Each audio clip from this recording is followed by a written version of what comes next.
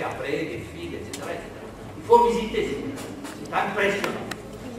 Nos mines de phosphate, même si elles sont impressionnantes, et j'en ai visité, elles sont un peu petites par rapport aux mines de cuivre de Chine.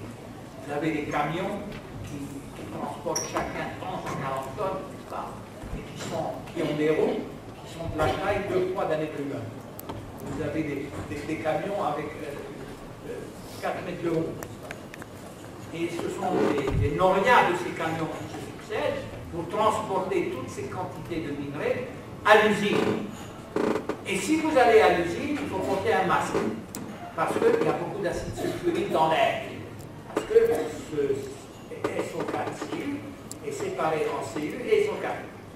Économique, il y a une partie bioéconomique qui est derrière et qui va traiter de plus en plus. Ce sont des procédés qui sont utilisés aujourd'hui dans plusieurs pays, en Afrique du Sud, au Canada, et pour extraire d'autres métaux, de l'or par exemple, et ainsi de suite. Donc, le Chili, qui est un bon exemple, a créé des sociétés nouvelles.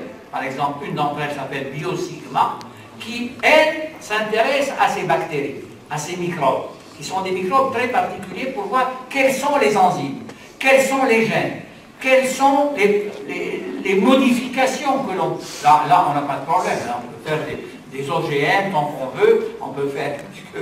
Le produit, c'est du cuivre, donc ça ne se mange pas, il n'y a pas de difficulté. Donc, on étudie ces extrémophiles pour essayer de les rendre de plus en plus efficaces pour avoir le maximum de cuivre à la... Ça sent pour cette conférence très instructive, informative et qui permet d'orienter un petit peu le travail des chercheurs quant à la biotechnologie.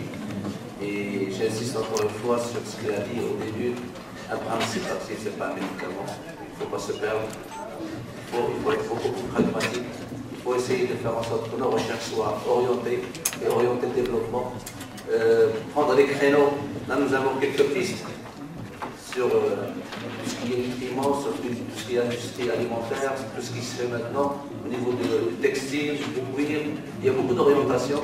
Il faudrait prendre des pistes qui peuvent aboutir et qui nous permettront de produire des produits innovants qui enrichiront le pays et créeront l'emploi.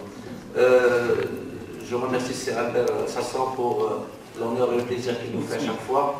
Et je crois que cette conférence est un travail qu'il a essayé de faire depuis un moment pour nous honorer et pour faire plaisir à cette université. Je le remercie en votre nom et je lui dis que l'Université Sidi Mohamed vous restera dévouée et on sera toujours heureux et content de vous recevoir. Merci.